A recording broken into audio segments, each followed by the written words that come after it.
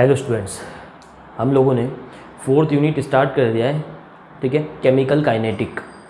Chemical kinetic शब्द का मतलब क्या होता है, अभिक्रिया का वेग क्या होता है वो मैंने आप लोगों को समझा दिया है। अभिक्रिया के वेग या उसकी दर, उसके आधार पर अभिक्रियाएँ कितने प्रकार की होती है वो भी मैंने आप लोगों को समझा दिया है।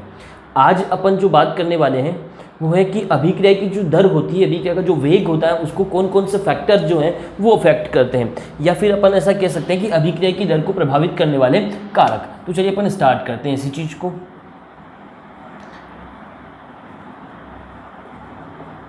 अभिक्रिया की दर को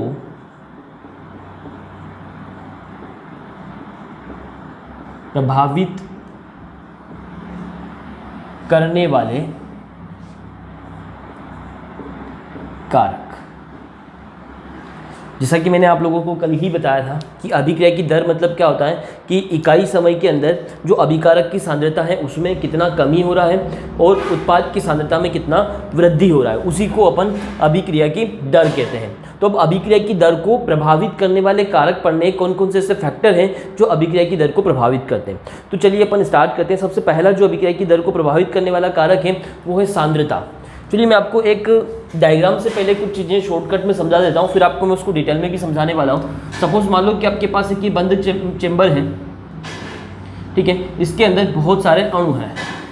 अणु मतलब आपकी कोई अभिक्रिया हो रही है, A+B आपस में मिलकर C बना, तो ये सब अभिकारक हैं, A और B, ठीक है, A और B ये सब आपके क्या हैं, अभिकारक हैं। और एक बंद पात्र में आप ये अभिक्रिया करवा रहे हो। कल मैंने आप लोगों से कहा था कि अभिक्रिया कैसे होती है। अगर आपको अभिक्रिया के अणु टक्कर सिद्धांत समझ में आता है तो आपको ये फैक्टर बहुत आसानी से समझ में आ जाएंगे। मैंने आप लोगों को कल ही समझाया था कि अभिक्रिया होती कैसे। एक्चुअली में ये होता है कि जो अभिकारक होते हैं, जैसे मान लो ये दोनों अभिकारक मिलकर आपका उत्पाद बना रहे हैं, तो ये अभिकारक आपस में टकराते हैं, कोलाइड करते हैं, ये आपस में टकराते हैं, इनके पुराने बंध टूटते हैं, इनमें नए बंध बनते हैं और आपका उत्पाद बनता है। यही होता है।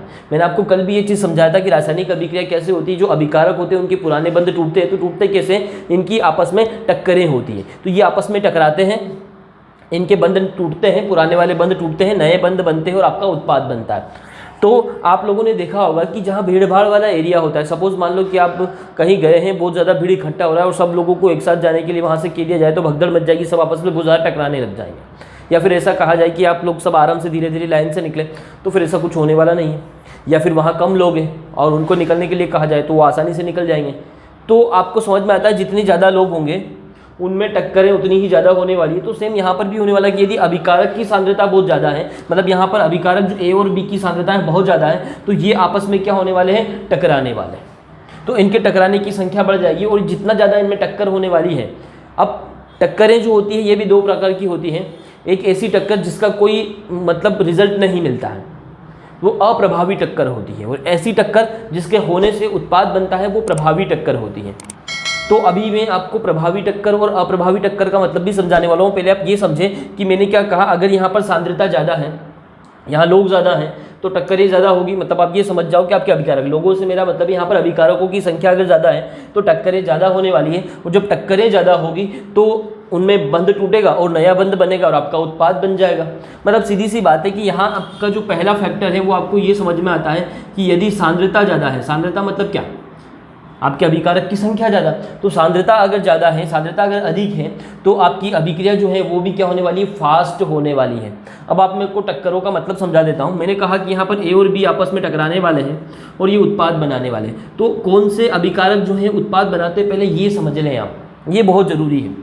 तो मैंने कहा कि जो प्रभावी टक्कर होती है, जो प्रभावी टक्कर होने वाली है, केवल वो प्रभावी टक्कर ही आपका उत्पाद बनाएगी। ऐसी टक्कर जो प्रभावी नहीं है उससे कोई उत्पाद नहीं बनने वाला है।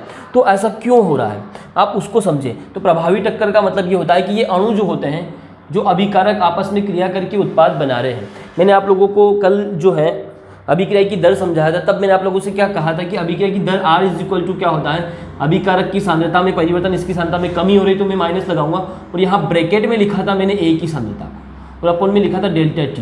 मैंने आप लोगों को इस तरीके से लिखा था। तो किसी भी सांद्रता को ऐसे ब्रैकेट में लिखने का मतलब क्या होता है, ये ब्रैकेट में लिखा जाता है सक्रिय सांद्रता। किसी भी अणु की जो सक्रिय सांद्रता होती है उसको ब्रैकेट में लिखा जाता है। मतलब ये सारा ए जो है उत्पाद नहीं बना रहा है, इसमें जो सक्रिय है केवल वो ही उत्पाद बना रहा है, और सक्रिय सांद्रता में जो कमी हो रही है उसी को अपन अभिक्रिया की दर कहते हैं। तो ये सांद्रता जो है ये सक्रिय सांद्रता है। अब सक्रिय सांद्रता क्या होती है आप उसको समझे। आपके पास एनर्जी है तभी तो आप काम करेंगे, जिसके पास एनर्जी नहीं है क्या वो काम करेगा, क्या नहीं करेगा। तो बस यहाँ पर भी वही है, जिस अभिकारक के पास सक्रिय ऊर्जा होती है, जो सक्रिय है, जो निष्क्रिय है वो तो न्यूट्रल ही रहेगा, वो कोई काम नहीं करने वाला है। तो ऐसे अभिकारक जिनके पास सक्रिय ऊर्जा है, अब सक्रिय ऊर्जा मैं आपको समझाऊंगा, डेफिनेशन बता देता हूँ।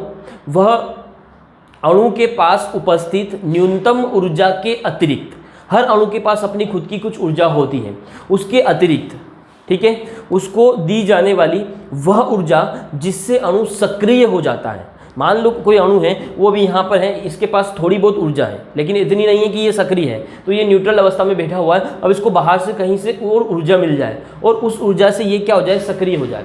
तो अणु के पास उपस्थित न्यूनतम ऊर्जा के अतिरिक्त वह ऊर्जा जिससे अणु सक्रिय हो जाता है उसको सक्रिय ऊर्जा कहते हैं। और जिस अणु के पास सक्रिय ऊर्जा होती है केवल वो ही क्या बनाता है, उत्पाद बनाता है। ये बात भी समझ लें।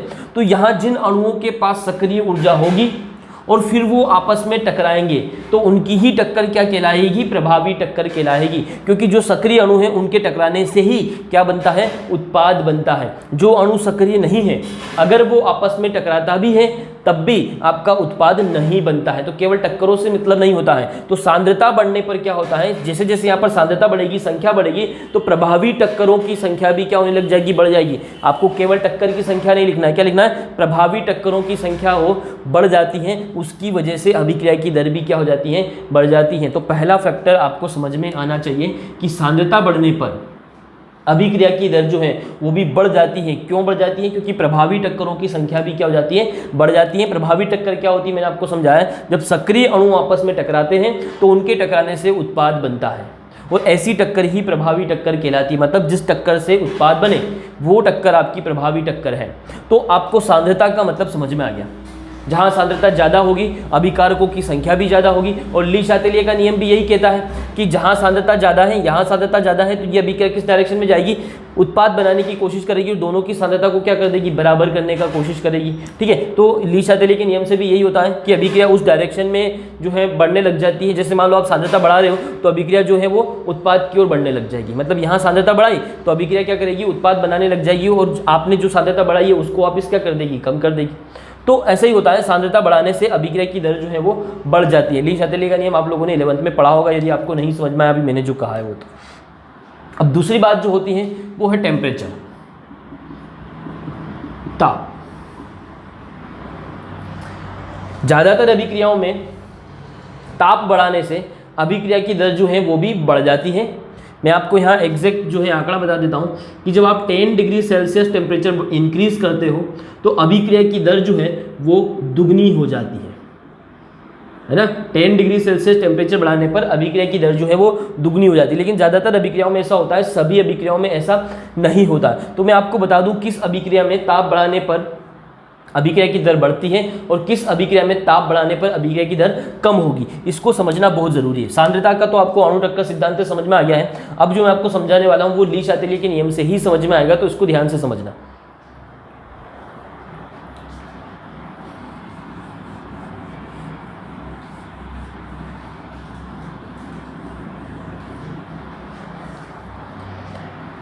सेकेंड फैक्टर की अगर अपन बात करें ताप, सपोज मान लो मेरे पास यहाँ दो अभिक्रिया है, यहाँ ए से आपका बी बन रहा है, दूसरी वाली अभिक्रिया में भी आपका ए से बी बन रहा है, ठीक है।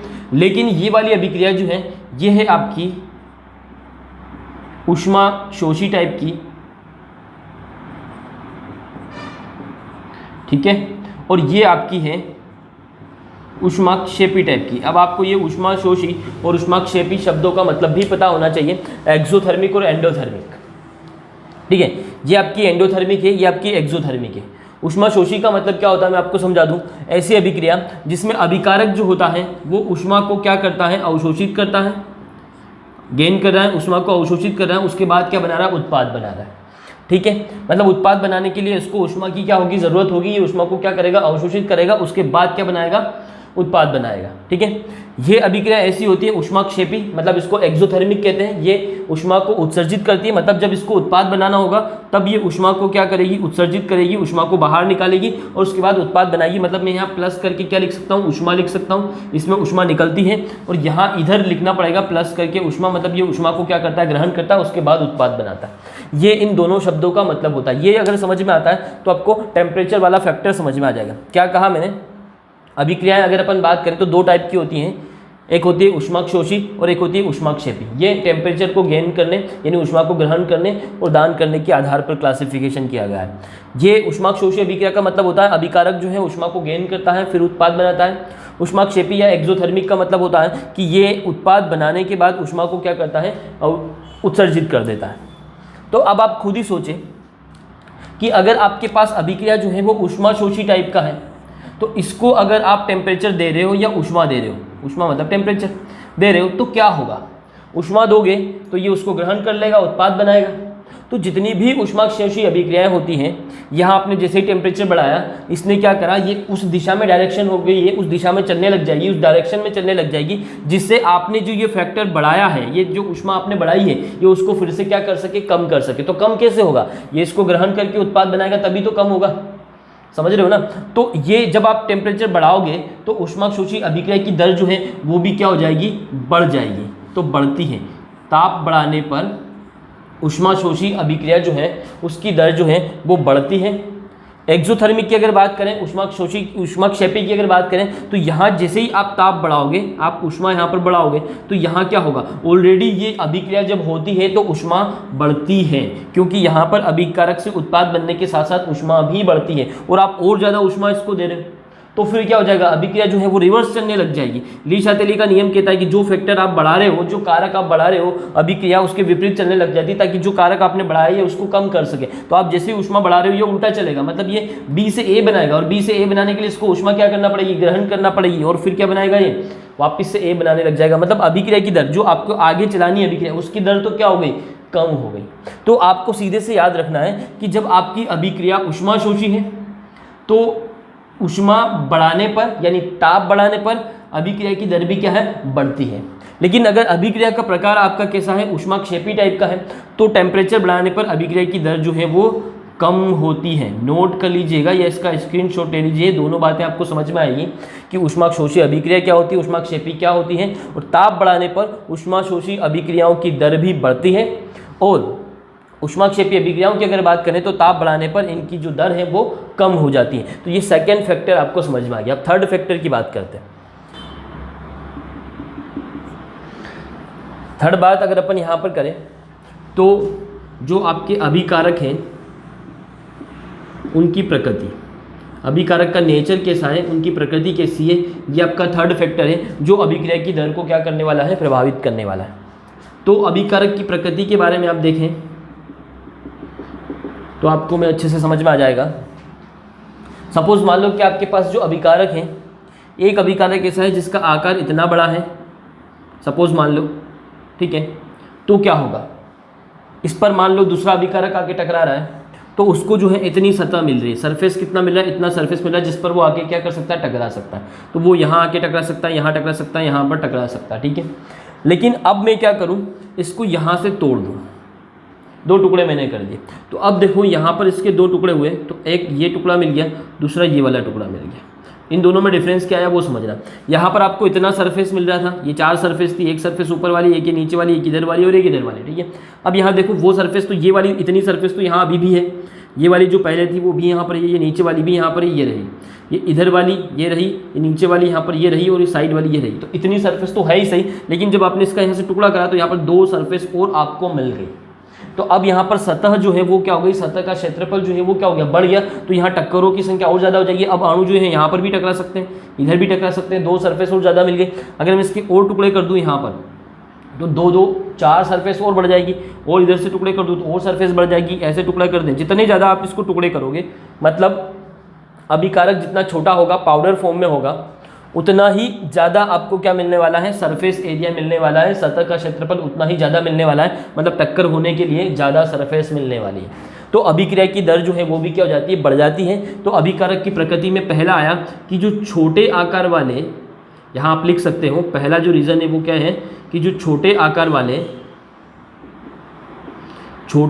वाले अगर अणु आपके पास हैं तो अभिक्रिया की दर क्या होगी, ज़्यादा होने वाली है। अणुओं का आकार जितना ज़्यादा छोटा होगा अभिक्रिया उतनी ही क्या होने वाली, फास्ट होने वाली। इसीलिए अपन जब भी रासायनिक अभिक्रिया करवाते हैं, मान लो आपको इतना बड़ा सोडियम का टुकड़ा है तो अपन उसको क्या करते हैं, छोटा करने का कोशिश करते हैं, या जितने भी अभिकारक होते हैं उनको पाउडर फॉर्म में लेने का मतलब कोशिश करते हैं। क्यों पाउडर फॉर्म में लेने का कोशिश करते हैं, क्योंकि अपन फटाफट अभिक्रिया का रिजल्ट देखना चाहते हैं, अभिक्रिया की दर को बढ़ाना चाहते हैं। तो अभिकारक की प्रकृति में आपको समझ में आ गया कि छोटे आकार वाले अगर अणु हैं तो अभिक्रिया जो है वो फास्ट होने वाली है। सेकेंड, अगर अभिकारक की प्रकृति में अगर देखें तो अगर आपके जो अभिक्रिया करने वाले अणु जो है वो समांग है, मतलब सब एक जैसे हैं, एक तो ऐसा भी हो सकता है, एक होता है विषमांग या अलग अलग, है ना, मतलब उनकी जो है या तो विषमांग में ये हो सकता है कि उनकी भौतिक जो अवस्था है वो अलग अलग है, यहाँ सबकी भौतिक अवस्थाएं समान है या सब एक जैसे हैं। तो अणु अगर समांग है, एक जैसे हैं, तो अभिक्रिया भी क्या होगी, फास्ट होगी, और अणु अगर विषमांग है, अलग अलग है, तो अभिक्रिया जो है वो भी क्या होने वाली है, धीरे होने वाली है। तो ये दो अभिकारक की प्रकृति में आपको समझ में आने चाहिए। पहला मैंने क्या कहा, यदि छोटे आकार है उसका रीजन मैंने आपको समझाया, छोटे आकार होने की वजह से क्या होता है, सतह का क्षेत्रफल बढ़ता है, रीजन भी आपको लिखना है, सतह का क्षेत्रफल बढ़ता है जिससे अभिक्रिया की दर जो है वो बढ़ जाती है। और दूसरा आपको यहाँ ये लिखना है कि समांग अगर आपके पास अणु है, समांग अभिकारक वाली अगर अभिक्रिया है, जैसे अणु एक जैसे हैं तो एक जैसा नेचर है, तो अभिक्रिया भी एक जैसी फटाफट अभिक्रिया करेंगे, अलग अलग है तो अभिक्रिया क्या हो जाएगी, धीमी हो जाएगी। तो विषमांग की तुलना में अगर आपके पास अणु जो है वो समांग है, एक जैसे हैं, तो अभिक्रिया जो है वो क्या होती है, फास्ट होती है। तो ये तीसरा फैक्टर आपको समझ में आता है। अगला देखते हैं, अगला अगर आप देखोगे तो यहाँ पर जो अभिकारक की प्रकृति में ये दोनों जो बात करी है, ये दोनों मैंने यहाँ पर भौतिक प्रकृतियों की बात करी है, ठीक है, ये दोनों भौतिक में आ गए हैं। इसी के अंदर अगर आप ये इसका ए हो गया, ए के अंदर फिर दो चीज़ें हो गई, बी अगर इसका आप देखोगे तो रासायनिक प्रकृति की भी बात कर लेते हैं, अभिकारकों की रासायनिक प्रकृति, ये अभिकारकों की भौतिक प्रकृति थी। अब अपन सेकंड इसके अंदर बात करें रासायनिक प्रकृति की। तो कल मैंने आप लोगों को समझाया था कि जो अभिकारक होते हैं उनके अणु जो होते हैं किसी न किसी बंध के द्वारा जुड़े हुए होते हैं, और अभी मैंने आपको समझाया कि ये बंध टूटते हैं, पुराने बंध टूटते हैं और नए बंध जो होते हैं वो बनते हैं। तो मैंने आप लोगों से कल ही कहा था कि यदि आपका जो कंपाउंड है, अभिकारक जो है, उसके अंदर क्या है, आयनिक बंध है, वो आयनिक बंध अगर है तो या आप ऐसा भी बोल सकते हो कि आपका जो यौगिक है वो कैसा है, आयनिक है। अगर आयनिक यौगिक है तो मैंने ऑलरेडी कहा था कि आयनिक यौगिक जो होता है वो काय में रहता है, ऑलरेडी आयन में रहता है, प्लस और माइनस में रहता है, तो आपको उसको तोड़ने का जरूरत नहीं है, वो फटाफट क्या कर लेगा, क्रिया करता है। तो ऐसी अभिक्रियाएं जो होती है वो तीव्र अभिक्रियाएं होती हैं, कल मैंने आपको समझाया था। तो अभिक्रिया की दर जो है वो बढ़ जाती है। तो डिपेंड करता है कि जो अभिकारक है उनके बीच में कौन सा बंध है। अगर कोवेलेंट बॉन्ड है तो अभिक्रिया जो है वो मध्यम गति से होगी या उसको तोड़ने में बहुत ज़्यादा एनर्जी लगेगी, ठीक है, तो वो धीमी गति से होगी। और अगर वो आयनिक कंपाउंड है तो आपकी अभिक्रिया तीव्र होगी। तो डिपेंड करता है कि आपके अभिकारक जो हैं उनके बीच में कौन सा बंध बना हुआ है। यदि बंध मजबूत है, स्ट्रॉन्ग है, तो अभिक्रिया की दर क्या हो जाएगी, धीरे हो जाएगी। और यदि बंध जो है वो कमजोर है तो वो आसानी से टूट जाएगा और अभिक्रिया क्या हो जाएगी, फास्ट हो जाएगी। तो ये आपके रासायनिक प्रकृति आपको समझ में आ गया, अभिकारक की प्रकृति में भौतिक प्रकृति भी आपको समझ में आ गया। अगला कारक देखते हैं आप, यहाँ फोर्थ वाला कारक अगर अपन देखें तो वो है विकिरण का प्रभाव। विकिरण का प्रभाव, विकिरण का प्रभाव क्या होता है इसको आप ध्यान से समझें। ऐसी अभिक्रियाएं जो फोटोन की उपस्थिति से होती हैं या फोटोन से उनको एनर्जी मिलती है, फोटोन का यूज करती है एनर्जी के लिए, वो सारी अभिक्रियाओं की, जैसे प्रकाश संश्लेषण में आपको प्रकाश की आवश्यकता होती है, बिना प्रकाश के प्रकाश संश्लेषण नहीं होना है, तो प्रकाश होगा तभी वो अभिक्रिया चलेगी। तो ऐसी अभिक्रियाएं जो विकिरण या फोटोन के प्रभाव से होती है, उन सब पे इस फैक्टर का अफेक्ट होता है, ये सबको प्रभावित नहीं करता है। ऐसी अभिक्रियाएं जिनको होने के लिए प्रकाश की आवश्यकता होती है, प्रकाश जो होता है वो फोटोन से मिलकर बना होता है, तो फोटोन की आवश्यकता होती है, केवल उन्हीं अभिक्रियाओं को ये फैक्टर प्रभावित करता है। जैसे मान लो क्लोरीन की किसी के साथ अभिक्रिया करवाई जाती है, जैसे आप H2 और Cl2 का रिएक्शन करवा रहे हो, और यह अभिक्रिया जो है ये अंधेरे में हो रही है या मंद प्रकाश में हो रही है, मंद प्रकाश में अगर ये अभिक्रिया हो रही है तो ये अभिक्रिया धीमी होने वाली है और धीमे धीमे आपको क्या बनने वाला है, HCl मिलने वाला है। लेकिन यही अभिक्रिया अगर H2 की अभिक्रिया में Cl2 के साथ प्रकाश की उपस्थिति में कराता हूँ, तीव्र प्रकाश की उपस्थिति में कराता हूँ, बहुत ज़्यादा प्रकाश में अगर इसको रख दिया जाए तो ये अभिक्रिया जो है ये भी क्या हो जाती है, तीव्र हो जाती है, और फटाक से आपको क्या मिल जाएगा, HCl मिल जाएगा। मतलब क्लोरीन जो है किसी के साथ अभिक्रिया करता है तो इसको फोटोन की आवश्यकता होती है, प्रकाश की आवश्यकता होती है, क्योंकि प्रकाश की फोटोन की एनर्जी से ही इस क्लोरीन के बीच का बॉन्ड जो है वो टूट जाएगा, इससे ज़्यादा ऊर्जा की जरूरत नहीं पड़ती है। तो ऐसी अभिक्रियाओं को विकिरण जो है वो प्रभावित करता है। तो आप समझ गए होंगे जो अभिक्रियाएँ फोटोन की उपस्थिति से होती हैं उन अभिक्रियाओं में प्रकाश अगर आप बढ़ा रहे हो या विकिरण आप बढ़ा रहे हो तो अभिक्रिया की दर भी क्या हो जाती है, बढ़ जाती है। एक और फैक्टर अपन देख लेते हैं, 4 फैक्टर हो गए हैं। फैक्टर जो है मोस्ट इंपॉर्टेंट फैक्टर जो मैं आपको समझाने वाला हूँ, 5th वाला जो है वो है आपका उत्प्रेरक का प्रभाव, कैटेलिस्ट का प्रभाव, उत्प्रेरक का प्रभाव। अब ये क्या होता है, सबसे पहले तो आपको उत्प्रेरक शब्द का मतलब भी तो समझ में आना चाहिए कि उत्प्रेरक होता क्या है, ठीक है। तो ये समझा देता हूँ। सबसे पहले तो आपका उत्प्रेरक क्या होता है, तो ऐसा बाहरी पदार्थ, बात डेफिनेशन को बहुत ध्यान से समझेंगे क्या कह रहा हूँ, ऐसा बाहरी पदार्थ जो अभिक्रिया की दर को बढ़ा देता है या कम कर देता है। आप ऐसा कह सकते हो कि अभिक्रिया की दर को परिवर्तित कर देता है, उसको अपन उत्प्रेरक कहते हैं। अब मैं आपको उत्प्रेरक को बहुत डिटेल में समझाने वाला हूँ यहाँ पर, क्योंकि ये आपको बहुत यूजफुल है, ठीक है। तो पहले इसको पूरा डिटेल में समझ लो।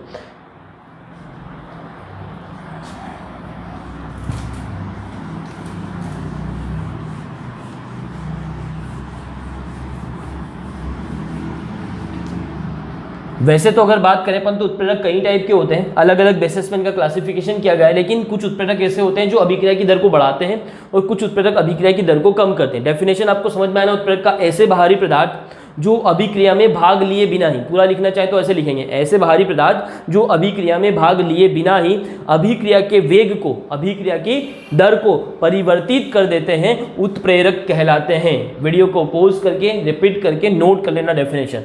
अब मैंने कहा कुछ उत्प्रेरक ऐसे होते हैं जो अभिक्रिया की दर को बढ़ा देते हैं, कुछ ऐसे होते हैं जो अभिक्रिया की दर को कम कर देते हैं। तो उसके बेसिस पे अगर बात करें तो आपके उत्प्रेरक जो होते हैं वो 2 प्रकार के हो गए। एक होता है आपका धनात्मक उत्प्रेरक, धनात्मक उत्प्रेरक, और दूसरा जो होता है वो होता है आपका ऋणात्मक उत्प्रेरक, ऋणात्मक उत्प्रेरक। अब ये किस तरीके से काम करते हैं ये चीज़ समझना जरूरी है। बहुत सारी थ्योरीज है कि जो उत्प्रेरक होते हैं वो जो है धनात्मक उत्प्रेरक को ऋणात्मक उत्प्रेरक, पहले इनका मतलब समझ लो। धनात्मक उत्प्रेरक का मतलब ऐसा होता है जो अभिक्रिया की दर को बढ़ा देते हैं। बढ़ाने के लिए मैं ऊपर एरो का निशान बना रहा हूँ, ये अपना शॉर्ट ट्रिक है, आप समझ लें। और ऋणात्मक उत्प्रेरक ऐसे उत्प्रेरक हैं जो अभिक्रिया की दर को क्या कर देते हैं, कम कर देते हैं। अब इसके पीछे बहुत सारे रीजन है क्यों ऐसा होता है कि कोई कंपाउंड जो होता है वो अभिक्रिया की दर को बढ़ा देता है और कोई कंपाउंड ऐसा हो जाता है अभिक्रिया की दर को कम करता है। तो ये सब क्या करते हैं उसको समझना बहुत जरूरी है। फिर मैं आपको ग्राफ से भी समझाऊंगा कि ये किस तरीके से क्या काम करते हैं। पहले एक बेसिक चीज़ समझ लो, ये इनकी जो क्रियाविधि के जो अपन बात करें, आगे अपन पढ़ेंगे कि उत्प्रेरक जो है वो किस क्रियाविधि के द्वारा काम करते हैं। तो एक अधिशोषण सिद्धांत होता है और एक होता है सक्रिय ऊर्जा वाला सिद्धांत। दोनों सिद्धांत से आप इसको समझ सकते हैं। तो आज मैं आप लोगों को सक्रिय सिद्धांत वाला समझा रहा हूँ क्योंकि आगे जो 5th यूनिट अपन पढ़ने वाले हैं उसमें अपने को उत्प्रेरक को डिटेल में पढ़ना है। मैं वहाँ आपको इसको पूरा समझाऊंगा कि किस तरीके से धनात्मक उत्प्रेरक अभिक्रिया की दर को बढ़ाता है और किस तरीके से ऋणात्मक उत्प्रेरक अभिक्रिया की दर को कम करता है। अधिशोषण सिद्धांत को मैं आपको बाद में समझाऊंगा, अभी मैं आपको ग्राफ से समझा देता हूँ। समझना बहुत जरूरी है, मोस्ट इंपॉर्टेंट टॉपिक है आपका, ये भी आपको आगे बहुत यूज होने वाला है। तो ये ग्राफ मैंने यहाँ बनाया है, इस ग्राफ को आप देखेंगे तो यहाँ जैसे जैसे आप इधर ऊपर चलते हैं वैसे वैसे एनर्जी ई जो है, ऊर्जा का मान जो है वो बढ़ता है। और इधर अपन बात करें तो अभिक्रिया जो है वो बढ़ती जा रही है ना। अभिक्रिया निर्देशांक आप लिख सकते हो, अभिक्रिया के निर्देशांक आपको यहाँ पर दिखेंगे, मतलब यहाँ अभिकारक होगा, धीरे धीरे आपको उत्पाद मिलने वाला है। सपोज मान लो कि जब अभिक्रिया स्टार्ट हो रही है स्टार्टिंग में, तो आपके पास जो अभिकारक है उसकी ऊर्जा इतनी है। यहाँ आपका कौन है, अभिकारक है, आर में यहाँ लिख देता हूँ। ये आपका कौन है, अभिकारक, जिसकी ऊर्जा कितनी, यहाँ देखोगे तो इस पॉइंट पर उसकी ऊर्जा है, ठीक है। अगर मैंने अभी जस्ट कहा था कि अभिकारक जो होता है उसको यदि सक्रिय ऊर्जा मिल जाती है तो वो उत्पाद बनाता है। पहले उसके पास क्या होना चाहिए, सक्रिय ऊर्जा होना चाहिए। तो सबसे पहले ये अभिकारक जो है ये सक्रिय होगा। सपोज मान लो कि इसको सक्रिय होने के लिए इतनी ऊर्जा की आवश्यकता है, तो यहाँ तक इसको पहुँचना है, ठीक है। तो ये क्या करेगा, बाहर से इसको ऊर्जा मिलेगी कहीं से, तो ये ऊर्जा को गेन करेगा और ये कर्व जो है धीरे धीरे ऊपर की तरफ बढ़ने लगेगा और ये वाला ऐसा पॉइंट आएगा जहाँ पर इसकी ऊर्जा जो है वो इसके बराबर हो जाएगी, यानी सक्रिय ऊर्जा के बराबर हो जाएगी। सक्रिय ऊर्जा को लिखा जाता है ई से, एक्टिवेशन एनर्जी, ई से डिनोट किया जाता है। तो अगर मैं यहाँ पर ऐसे लाइन खींच दूँ, यहाँ से यहाँ तक जाने में इसको जितनी ऊर्जा लगी है इसको अपन कहेंगे ई ए। ये जो ऊर्जा है, ये ऊर्जा का जो अंतराल है, इसको अपन ने क्या कहा, सक्रिय ऊर्जा। यहाँ से यहाँ तक जाने में इसको सक्रिय ऊर्जा की आवश्यकता लगी और ये यहाँ पर अब सक्रिय हो गया। मैंने कहा था ना, अणु के पास उपस्थित न्यूनतम ऊर्जा के अतिरिक्त बाहर से जो उसको ऊर्जा मिलती है वही उसकी सक्रिय ऊर्जा है। तो इतनी ऊर्जा इसको मिली और ये सक्रिय हो गया। जैसे ये सक्रिय होगा ये उत्पाद बनाना स्टार्ट कर देगा। अब इसकी एनर्जी फिर से कम होने लगेगी और ये क्या बना देगा, उत्पाद बना देगा, प्रोडक्ट पी बना देगा। अब इस प्रोडक्ट की एनर्जी आप देखोगे तो ये आपको कहाँ मिल रही है, यहाँ मिल रही है, नीचे मिल रही है, आर से कहाँ मिल रही है, नीचे। ये आर की एनर्जी है और ये पी की एनर्जी है। मतलब ये अभिक्रिया कैसी हुई, इसमें जब उत्पाद बना तो उत्पाद की ऊर्जा जो है वो क्या हो गई, कम हो गई। कम हो गई इसका सीधा मतलब है कि जब अभिक्रिया हुई, ये अभिकारक ए था आपका, इसने क्या करा, ऊष्मा को उत्सर्जित करा, ऊष्माक्षेपी मतलब ऊष्मा को क्या करा इसने, उत्सर्जित करा। उसके बाद यहाँ पर क्या बना आपका, प्रोडक्ट पी बना। तो जब ये ऊष्मा को उत्सर्जित कर रहा है तो इसमें से एनर्जी निकल गई, ऊर्जा क्या हो गई, कम हो गई। तो यहाँ पर ऐसी अभिक्रिया आपकी कैसी हुई, ऊष्माक्षेपी अभिक्रिया हुई, क्योंकि यहाँ पर उत्पाद की ऊर्जा जो है अभिकारक से कम है। तो ये कोई फर्क नहीं पड़ता, दोनों के लिए आप बना सकते हो। अगर मैं आपको ऊष्माशोषी के लिए बनाऊं, मतलब जो ऊष्मा को अवशोषित कर रहा है उसके बाद प्रोडक्ट बनाएगा, तो ऊष्मा को अवशोषित कर रहा है उसके बाद प्रोडक्ट बन रहा है, मतलब ऊर्जा जो है वो बढ़ रही है। रिएक्टेंट से ऊर्जा प्रोडक्ट की क्या होगी, ज़्यादा हो जाएगी। चलो वो भी लिख देता हूँ। ये जो मैंने बनाया है कर्व, ये किसके लिए बना, इस वाली अभिक्रिया के लिए बना, क्योंकि यहाँ पर जो अभिकारक की ऊर्जा है उससे उत्पाद की ऊर्जा कम है। कम का सीधा मतलब है कि जब आपका ये अभिकारक है, इससे जब उत्पाद बना तो इसने यहाँ से ऊर्जा क्या करी है, रिलीज करी है। पहले तो ये सक्रिय हुआ, सक्रिय तो सबको होना पड़ता है, उसके बाद इसने ऊर्जा को रिलीज करा, तब जाके क्या बना, प्रोडक्ट बना। तो अब मैं आपको यहाँ पर, अगर मैं ये लाइन थोड़ा ऊपर बना था, प्रोडक्ट अगर मुझे यहीं मिल जाता, मुझे अलग से बनाने का जरूरत नहीं, मैं अगर यहाँ पर इसी को बना दूँ, अगर मुझे प्रोडक्ट यहाँ पर मिलता तो इसकी ऊर्जा जो है, देखो अब यहाँ अगर आप देखोगे तो इसकी ऊर्जा जो है इस वाले प्रोडक्ट की, इसको P1 ले लेता हूँ, इसको P2 ले लेता हूँ। तो ये P2 तो यहाँ मिला, P1 मुझे यहाँ मिला, तो इसकी ऊर्जा जो है अभिकारक से क्या है, ज़्यादा है। तो अगर मुझे उत्पाद इस जगह मिल जाता तो ये अभिक्रिया कैसी हो जाती कि यहाँ पर अभिकारक ने क्या करा होगा, ऊर्जा को अवशोषित करा, फिर आपका प्रोडक्ट बना। तो ये कैसा हुआ, ऊष्माशोषी टाइप का हुआ। तो ये दोनों तरीके से होता है। चलिए ये यहाँ कोई मैटर नहीं करता, आपको मैटर करता है सक्रिय ऊर्जा को समझना। अब उत्प्रेरक क्या काम करते हैं उसको समझना, धनात्मक उत्प्रेरक क्या काम करते हैं और ऋणात्मक उत्प्रेरक क्या काम करते हैं उसको समझना। अभी अपन अभिक्रिया को जब बिना उत्प्रेरक के करवा रहे हैं तो अभिक्रिया कैसे चल रही है, ये आपका आर है और इसको यहाँ जाना पड़ता है, तब ये क्या होता है, सक्रिय होता है, उसके बाद ये उत्पाद बना देता है। तो सक्रिय होने के लिए इसको इतना पहाड़ चढ़ना पड़ रहा है, मतलब इतनी ज़्यादा ऊर्जा की क्या लग रही है, आवश्यकता लग रही है। धनात्मक उत्प्रेरक क्या करता है, किसी भी अभिकारक की सक्रिय ऊर्जा के मान को क्या कर देता है, कम कर देता है। मोस्ट इंपोर्टेंट बात है, नोट कर लेना। धनात्मक उत्प्रेरक, अभी समझाऊंगा मतलब, पहले नोट कर लो। धनात्मक उत्प्रेरक किसी अभिकारक के सक्रिय ऊर्जा के मान को, सक्रिय ऊर्जा के मान को कम कर देता है, कम कर देता है। ये मोस्ट इंपोर्टेंट बात। ऐसा मैंने क्यों कहा कम कर देता से, मतलब ये है कि अभी इस अभिकारक को सक्रिय होने के लिए इतनी ऊर्जा की आवश्यकता थी, मतलब यहाँ पर आकर ये क्या हो रहा है, सक्रिय हो रहा है। लेकिन जैसे ही आप इसमें धनात्मक उत्प्रेरक यूज करते हो, ये उत्प्रेरक कुछ एनर्जी, अपनी खुद की एनर्जी इस अभिकारक को दे देता है। तो अब इसको सक्रिय होने के लिए इतना ज़्यादा पहाड़ चढ़ने की जरूरत नहीं है, ये यहीं पर सब, अभी इसको मिटा देता हूँ मैं, यहीं पर इसको क्या कर देगा, अब इसकी सक्रिय ऊर्जा कितनी हो गई, यहीं पर हो गई, यहाँ पर। ये धनात्मक उत्प्रेरक की वजह से आया, इसके आगे पॉजिटिव लगा देता हूँ। ये सक्रिय ऊर्जा के मान को कम कर देगा, तो अब इसको इतना ऊपर जाने की जरूरत नहीं है। अब इसको सक्रिय होने के लिए क्या करना पड़ेगा, बस इतनी सी एनर्जी मिलेगी, यहीं से ये सक्रिय हो जाएगा और सीधा उत्पाद बना देगा। तो अब इसको कम ऊर्जा में ही ये क्या हो रहा है, सक्रिय हो रहा है, तो टाइम भी कम लगेगा, फटाक से ऊर्जा ले लेगा और फटाक से क्या हो जाएगा, उत्पाद बना देगा। मतलब अभिक्रिया की दर क्या हो गई, बढ़ गई। तो मैंने अभी जस्ट कहा था धनात्मक उत्प्रेरक जो होता है वो अभिक्रिया की दर को बढ़ाता है। तो कैसे बढ़ाता है, समझ में आया। धनात्मक उत्प्रेरक जो होता है वो सक्रिय ऊर्जा के मान को क्या कर देता है, कम कर देता है। पहले सक्रिय होने के लिए इतनी ऊर्जा की आवश्यकता थी, अब सक्रिय होने के लिए सिर्फ इतनी सी ही ऊर्जा की आवश्यकता। तो फटाक से इसको ये एनर्जी मिल जाएगी और ये उत्पाद बना देगा। दूसरी बात, यहाँ पर अगर आप देखोगे ऋणात्मक उत्प्रेरक की अगर मैं बात करूँ तो ये इसका जस्ट अपोजिट होता है। ये सक्रिय ऊर्जा के मान को क्या कर देता है, बढ़ा देता है। पहले सक्रिय ऊर्जा जो है यहीं पर मिल रही थी, अब ये इसको बढ़ा के यहाँ टॉप पे पहुँचा देगा। तो इसको सक्रिय होने के लिए अब अगर आप ऋणात्मक उत्प्रेरक की उपस्थिति में करवाओगे तो अब इसको इतना पहाड़ चढ़ना पड़ेगा। उसके बाद ये क्या बनाएगा, प्रोडक्ट बनाएगा। तो इसने सक्रिय ऊर्जा के मान को क्या कर दिया, बढ़ा दिया, इतना बढ़ा दिया। तो अब अभिक्रिया की दर क्या हो जाएगी, कम हो जाएगी। तो ऋणात्मक उत्प्रेरक जो होते हैं वो अभिकारक की सक्रिय ऊर्जा के मान को, सक्रिय ऊर्जा के मान को बढ़ा देता है,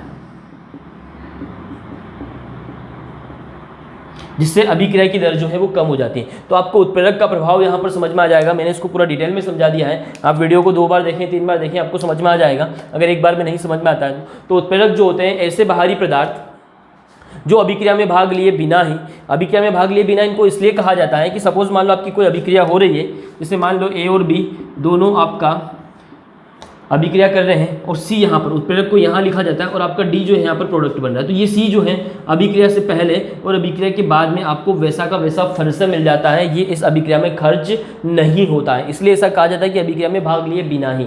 तो इसमें कोई रासायनिक परिवर्तन नहीं होता है। हाँ, इसमें भौतिक परिवर्तन हो सकता है कि सपोज मान लो आपने इसको सॉलिड फॉर्म में लिया तो हो सकता है कि ये आपको लिक्विड में मिले, या इतना बड़ा टुकड़ा है तो छोटे छोटे टुकड़ों के फॉर्म में मिले, लेकिन इसमें कोई रासायनिक परिवर्तन नहीं होता। ये जैसा है वैसा का वैसा ही उतनी क्वांटिटी में आपको फिर से वापस मिल जाता है। इसलिए ऐसा कहा जाता है कि उत्प्रेरक जो है वो बिना अभिक्रिया में भाग लिए ही अभिक्रिया की दर को परिवर्तित कर देता है, या तो बढ़ा देता है या कम कर देता है। जो उत्प्रेरक अभिक्रिया की दर को बढ़ाता है उसको धनात्मक उत्प्रेरक, और जो उत्प्रेरक अभिक्रिया की दर को कम करता है उसको ऋणात्मक उत्प्रेरक कहते हैं।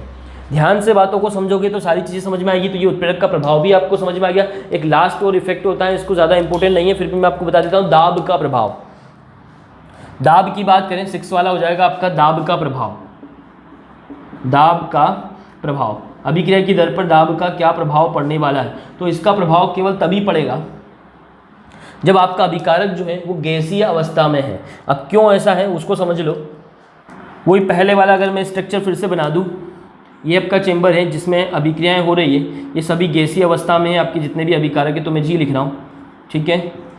अब क्या होगा, ये सब अभी इतना दूर दूर है, अब मैं यहाँ ऊपर क्या कर दूँ, एक पिस्टन लगा दूँ और यहाँ से दाब लगाऊँ, तो ये पिस्टन नीचे आएगा। जैसे जैसे नीचे आएगा यहाँ पर वॉल्यूम कम होता जाएगा और ये अणु पास पास आने लग जाएंगे। अणु जितना पास होंगे इनके बीच में होने वाली टक्कर भी उतनी ही ज़्यादा होगी। सीधी सी बात है, ये जितना दूर है इनके बीच में टक्कर उतनी कम होगी, और ये जितना पास में आएंगे टक्कर उतनी ही ज़्यादा होगी।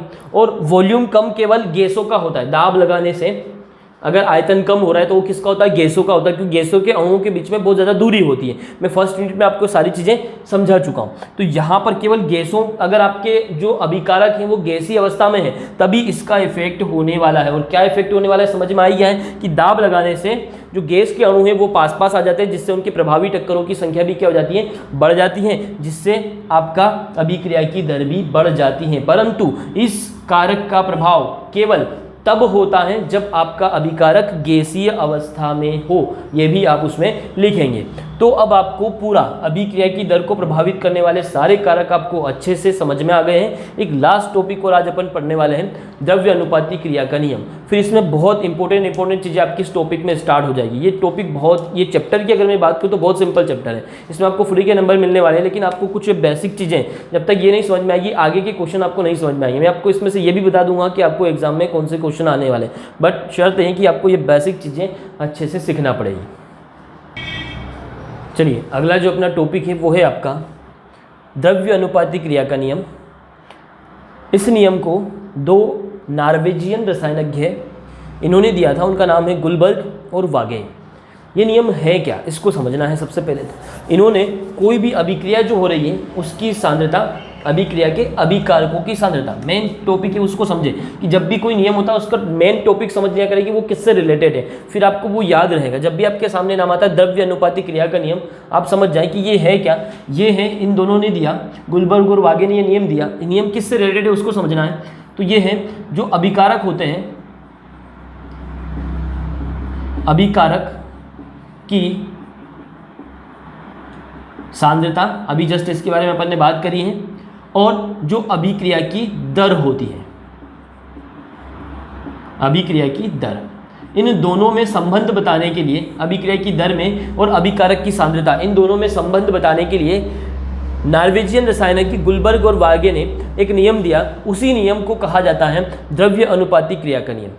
ये चीज़ तो अभी मैं आपको समझा चुका हूँ, ये मैं आपको क्लियर कर चुका हूँ कि अभिकारक की सांद्रता बढ़ने पर अभिक्रिया की दर भी बढ़ती है। मतलब सीधी सी बात है कि जो अभिक्रिया की दर है वो अभिकारक की सांद्रता के समानुपाती हुई है। एक चीज़ को बढ़ाते हैं दूसरा भी बढ़ता है, तो वो एक दूसरे के समानुपाती होते हैं। ये तो बहुत सिंपल बात है। बस उसी बात को लेकर यहाँ पर इन्होंने एक नियम दे दिया। वो नियम क्या है उसको समझते हैं। डेफिनेशन को समझने से पहले एक अभिक्रिया में यहाँ पर लिख देता हूँ। सपोज मान लो यहाँ पर आपका A प्लस B, ये दोनों मिलकर आपका उत्पाद जो है वो C बना रहे हैं, लेकिन यहाँ पर ये A जो है इसकी मात्रा जो है, मतलब इसका गुणांक जो है वो कितना, स्मॉल a है, इसका कोफिशिएंट यहाँ पर लिखा हुआ है, और इसकी मात्रा कितनी, स्मॉल b, ये भी इनके साथ है। तब आप द्रव्य अनुपाती क्रिया का नियम को समझना। क्या इन्होंने दिया है कि किसी अभिक्रिया की दर, तो ये रहा अभिक्रिया की दर को अपन डिनोट करते हैं स्मॉल r से। किसी अभिक्रिया की दर अभिकारक की सक्रिय सांद्रता के, इन दोनों अभिकारक की सक्रिय सांद्रता लिखते हैं। सक्रिय सांद्रता हो गई A, और जितने भी अभिकारक हैं, 2 भी हो सकते हैं, 3 भी हो सकते हैं ना, तो सभी अभिकारक की सक्रिय सांद्रता के गुणनफल के, तो बीच में डॉट लगाते थे, समानुपाती होती है, तो समानुपाती का चिन्ह लगा दिया। अभी तक समझे मैंने क्या कहा? किसी अभिक्रिया की दर उस अभिक्रिया के अभिकारकों की सक्रिय सांद्रता के गुणनफल के समानुपाती होती है जब उन पर, अब इन अभिकारक की सांद्रता की बात करें, जब उन पर उनके गुणांकों की घातांक लगी हो। ये जो गुणांक होते हैं ये घातांक में चले जाते हैं, मतलब ये स्मॉल a है, ये a का गुणांक है पहले वाले का, तो इसकी घातांक कितनी हो जाएगी? Small a। इसका गुणांक कितना है? स्मॉल b, तो इसका गुणांक कितना हो जाएगा? इसकी घातांक कितनी हो जाएगी? Small b। इसी को द्रव्य अनुपाती क्रिया का नियम कहते हैं। फिर से नियम को सुनेंगे, क्या कहा? किसी अभिक्रिया की दर अभिकारक की सक्रिय सांद्रता के गुणनफल की, ये रही सक्रिय सांद्रता, गुणनफल के समानुपाती होती है जब उन पर उनके गुणांकों की घातांक लगी हो। ये गुणांकों की घातांक अपन ने यहाँ पर लगा ली। तो यही आपका द्रव्य अनुपाती क्रिया का नियम होता है। इस नियम का अपन आगे बहुत सारे न्यूमेरिकल्स हैं, बहुत सारे टॉपिक है जिनको अपन सोल्व करने वाले, वहाँ यूज़ करने वाले, बहुत ज़रूरी है। एक और होता है दर स्थिरांक, वो दर स्थिरांक भी इसी से निकलेगा, कैसे उसको समझो। अब यहाँ तक तो समझ में आ गया डेफिनेशन। अब आगे देखो क्या करना है। यदि इस समानुपाती के साइन को मैं हटाता हूँ तो यहाँ पर देखो क्या हो जाएगा, R इज इक्वल टू, यहाँ स्थिरांक आ जाएगा K, K स्थिरांक आ गया। फिर आपका ये ऐसा कैसा, A की पावर स्मॉल a, B की सक्रिय सांद्रता की पावर स्मॉल b। यहाँ पर ये जो स्थिरांक आया K, इसी को दर स्थिरांक कहा जाता है। इसके बारे में भी क्वेश्चन आता है कि दर स्थिरांक क्या होता है ना। तो यहाँ पर मैं आपको समझाऊंगा कि दर स्थिरांक की डेफिनेशन आपको क्या लिखना है, वो भी अभी मैं समझाने वाला हूँ। और इसके कुछ लक्षण, इसके कुछ प्रॉपर्टीज आपसे एग्जाम में पूछी जाती हैं, वो भी आपको समझना, उसके लिए नियम आपको लिखना पड़ेगा। इसको दर स्थिरांक कहा जाता है। अब इसकी डेफिनेशन कैसे बनाएंगे उसको देखो। यदि यहाँ पर जितने भी अपन अभिकारक लेते हैं उन सबकी सांद्रता को यदि अपन 1 मोल लीटर में ले लें, सांद्रता जो होती है उसकी इकाई क्या होती है ना, मोल पर लीटर, है ना। तो यहाँ पर सपोज मान लो कि आपने सांद्रता जो है सबकी कितना ले ली, 1 मोल पर लीटर में ले लिया। लीटर के लिए लिख देता हूँ, ठीक है। तो अभिकारक की सांद्रता अगर 1 मोल लीटर लेते, जितने भी कारक सबकी सांद्रता 1 मोल पर लीटर ले लेते, तो इसका वैल्यू भी 1 हो गया, इसका वैल्यू भी क्या हो गया, 1। तो यहाँ लिख सकते हैं R is equal to K 1 into 1, तो 1 का तो कोई मतलब नहीं, सीधा लिख सकता हूँ R is equal to K। तो देखो यहाँ पर आपका दर स्थिरांक का डेफिनेशन क्या बनेगा उसको समझना।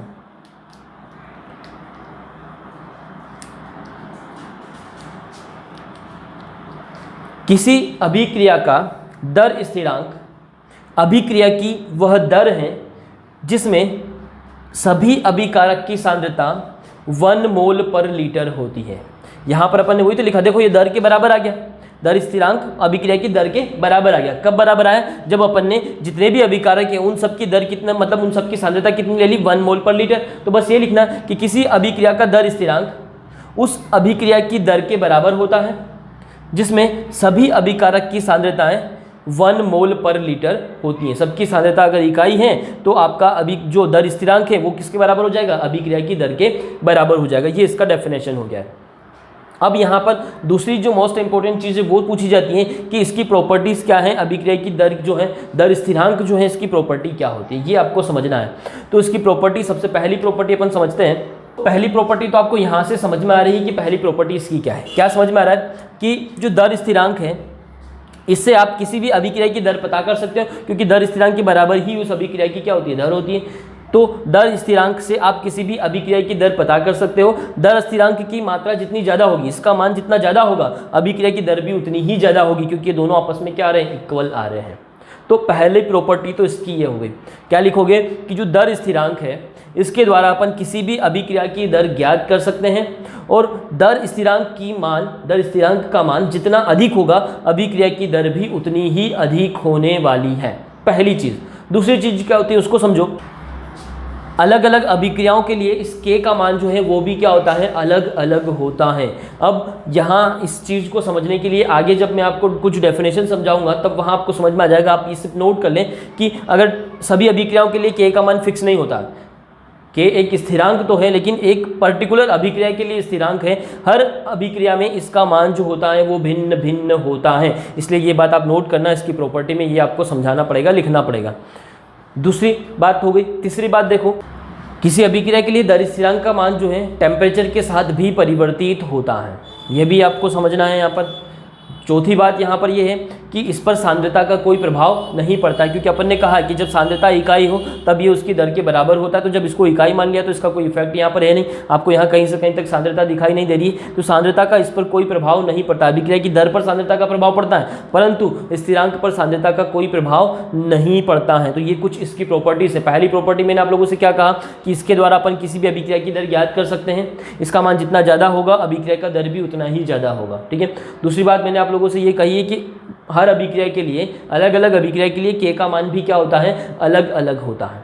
तीसरी बात मैंने कही कि अभिक्रिया में, उस अभिक्रिया के अंदर आप टेम्परेचर को अगर चेंज कर रहे हो तो टेम्परेचर चेंज करने के साथ साथ के का मान भी बदलता है, परंतु चौथी बात में मैंने कहा कि सांद्रता का इस पर कोई प्रभाव नहीं पड़ता है। अगर आपको अभिक्रिया की दर समझ में आती है, दर स्थिरांक समझ में आता है, तो कल आपको मैं समझाने वाला हूं कि इन दोनों में मेन डिफरेंस क्या होता है। कभी कभी एग्जाम में ये भी पूछा जाता है कि दर स्थिरांक और अभिक्रिया की दर में क्या अंतर होता है, तो वो भी मैं आपको समझाऊंगा। और इससे रिलेटेड बहुत सारी चीज़ें, आपको इंपॉर्टेंट चीज़ें मैं समझाने वाला हूँ, लेकिन जो मैंने आज आपको समझाया है द्रव्य अनुपाती क्रिया का नियम मोस्ट इंपॉर्टेंट है, अभिक्रिया की दर को प्रभावित करने वाले कारक भी मोस्ट इंपॉर्टेंट है। तब तक आप इनको अच्छे से कर लें।